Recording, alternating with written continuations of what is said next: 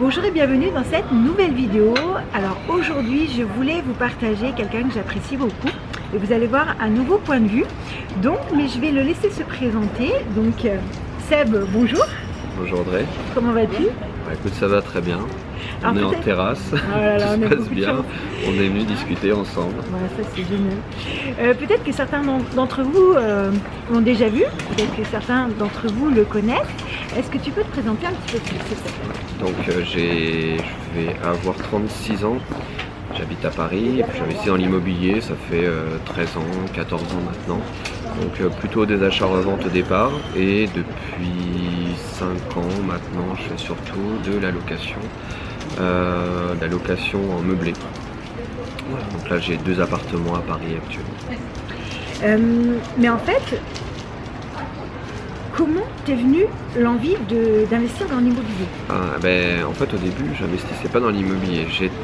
Je louais un appartement et j'ai voulu donc changer.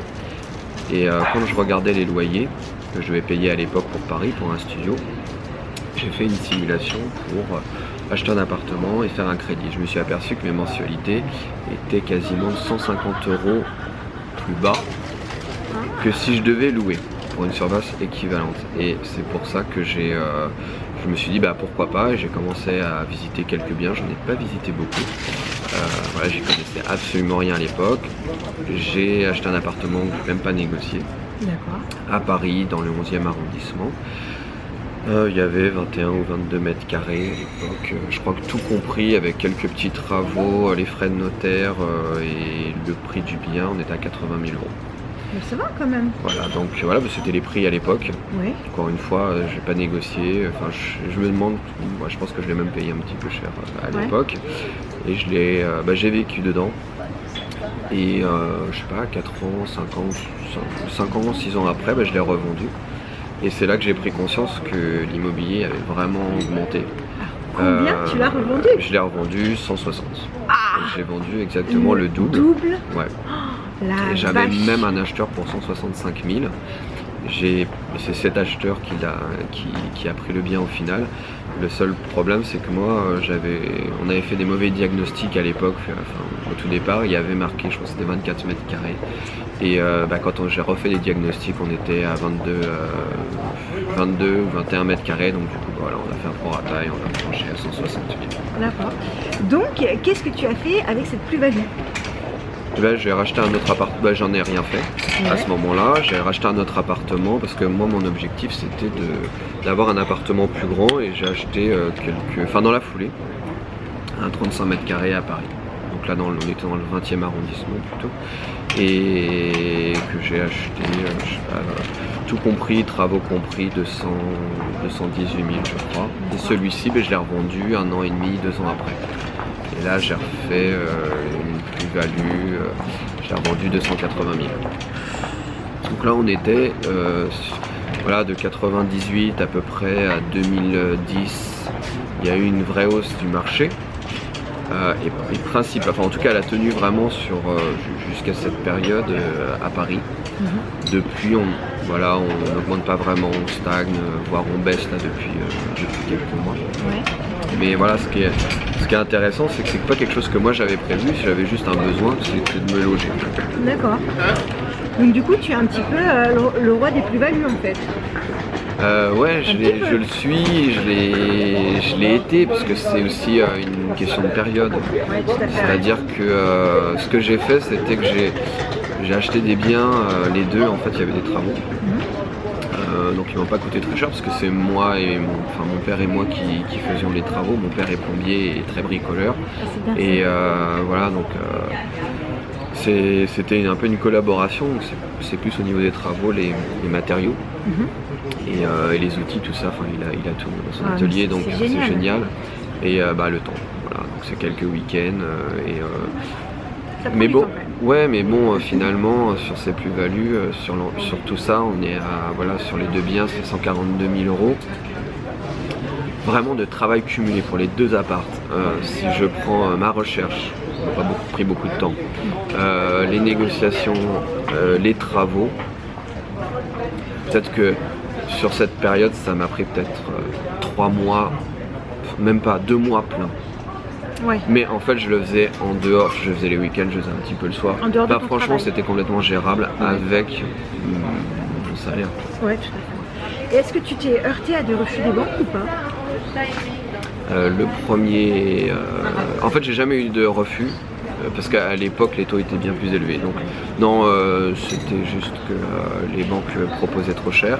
Et la première fois j'étais passé par un courtier qui j'avais juste demandé en fait d'avoir quelque chose d'un taux plus intéressant, et j'ai eu un taux plus intéressant sans vraiment me soucier d'autres paramètres. Mais et la deuxième fois j'ai repris un crédit dans la même banque.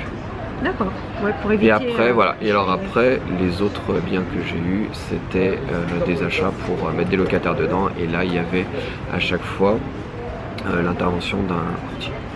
Et donc ces 2 autres appartements que j'ai acquis en 2011 et en 2014, là c'est vraiment d'allocation. Donc je mets une personne dedans. Je n'ai pas de colocation comme toi, parce que moi c'est des studios que j'ai à Paris. Donc voilà, le prix du bien aussi fait que pour emprunter, voilà, un studio, faut compter à Paris, enfin ceux que j'ai pris, ils sont entre 135 et 145 000 euros chacun. D'accord. Voilà, donc après, faut remettre les choses un peu dans leur contexte, parce que pour demander des crédits, si je veux faire de la colocation à Paris même, il va falloir que je demande aux alentours de 450 000 euros de crédit. Effectivement. Voilà. Donc c'est un petit peu plus compliqué pour mais j'ai des personnes qui ont suivi la formation que je propose en fait, et qui ont d'excellentes rentabilités, une rentabilité à 2 chiffres à Paris avec la colocation. Mais c'est vrai qu'il faut remettre les choses dans le contexte. Là c'est plus en fait pour l'obtention là du crédit. Tout à fait. Et puis je préfère avoir moi plusieurs biens. Toi t'en as plusieurs aussi, mais comme le coût d'un investissement est moins cher, ça te permet d'en avoir. Exactement. Donc voilà, moi j'exploite 2 appartements, 2 studios. Et ma cible c'est des étudiants. C'était des étudiants que j'ai fait évoluer, parce que au final c'est plutôt des jeunes actifs maintenant. D'accord. Donc voilà, ils commencent dans la vie professionnelle, ou alors ce sont des personnes qui ont des contrats en alternance. Ouais, donc qui travaillent déjà. Et au niveau des étudiants, pour faire un peu le parallèle avec ce que toi tu fais, j'ai souvent des demandes au niveau des aides au logement, parce que les étudiants ne savent pas trop comment ça fonctionne, et ils me demandent est-ce que mon appart est conventionné, pas conventionné, après en fait mon appartement, je peux avoir des APL, et après ça dépend surtout de leurs revenus, de leur situation, etc. Et voilà, après ils prennent contact avec la CAF, et puis après la CAF leur envoie des papiers, ils prennent contact avec moi, je leur envoie tout. Mais ça c'est assez simple. Ça permet aussi, parce que moi je ne prends pas d'assurance pour loyer impayé, parce que je travaille vraiment sur les dossiers. Et vraiment l'aide au logement, c'est ton assurance loyer impayé est en partie. Complètement. Ouais. C'est vrai que ça sécurise, ça évite de dépenser X% du loyer en assurance loyer impayé. Tout à fait. Ouais, ça c'est vraiment une très bonne stratégie. En plus, ça montre à la personne que tu t'y connais aussi, également, que tu dis oui, il n'y a pas de problème. Alors c'est pas de l'APL, en l'occurrence, ce sera de l'aide au logement, ce sera de l'allocation logement auquel tes appartements ouvrent droit. Et en l'occurrence, tu peux leur dire oui, effectivement, donc le loyer est de X euros. Vous pourriez potentiellement, dans votre situation, avoir droit à X euros. Faites une simulation sur le site de la CAF. Tu vois, ça montre que tu connais ton bien, que tu connais la situation, que c'est pas la première fois, et que ça leur donne des aides pour payer le loyer. Souvent, comme j'ai à peu près les mêmes profils, mais les 2 appartements que j'ai sont très similaires en termes de... ils sont quasiment dans le même... les arrondissements sont les mêmes, les surfaces sont quasiment les mêmes. Et du coup ça me permet de donner des exemples en disant voilà, la locataire qui vient de partir, elle était en alternance comme vous, elle avait tant par mois. Exactement. Donc potentiellement vous devriez avoir à peu près la même chose, pour peu que vous fassiez rapidement les démarches, parce que parfois ça peut prendre du temps. Oui, tout à fait. Ça j'ai eu le cas, notamment d'une personne d'un étudiant qui venait de Nice, qui était venu à Paris et son dossier avait mis du temps. Enfin bon, après je sais pas si s'en est bien occupé, mais en tout cas voilà, en donnant quelques éléments de chiffres, de profils similaires aux locataires, en leur disant aussi voilà, si vous déménagez ou quoi, faites bien les démarches, vérifiez, si vous voyez que ça vient pas, relancez. Exactement. Et du coup ça ils disent ah ben en fait mon propriétaire il s'y connaît, il va m'aider, moi je lui dis que j'attends tel ou tel papier, dès que je les ai je les renvoie pour gagner du temps, et ça en général ils sont assez contents. Et j'ai même des personnes qui ne m'en parlent pas, je leur en parle. Je dis peut-être que vous pouvez en bénéficier, vous ne savez même pas. Oui, c'est ça. Et là, même s'ils sont solvables, du coup c'est encore mieux. Et ben oui, parce que tu donnes, tu apportes une aide. Et potentiellement, tu leur dis, écoutez, potentiellement vous pourriez avoir un droit. Et ça les sécurise, et en plus ils peuvent payer moins cher. Du coup, ils arrivent en disant, moi je dois payer ça, mais de toute façon je vais payer 210 € de moins. Exactement. Mais ça c'est vraiment top. Parce que c'est à peu près ça, je crois que c'est aux alentours de 210, 250, je crois qu'ils avaient. Après ça dépend, les profils. Il y a le barème de Paris et il y a le barème de... Donc bon, moi je suis pas spécialiste, mais en tout cas l'avantage c'est que les gens bénéficient, ça sécurise le propriétaire, moi en l'occurrence, et puis ça aide à payer moins cher le loyer du locataire. En fait tout le monde c'est vraiment du gagnant-gagnant en fait, des APL. Très bonne stratégie. J'appelle ça APL, mais c'est aide au logement, c'est aide au logement, voilà. Ouais, tout à fait.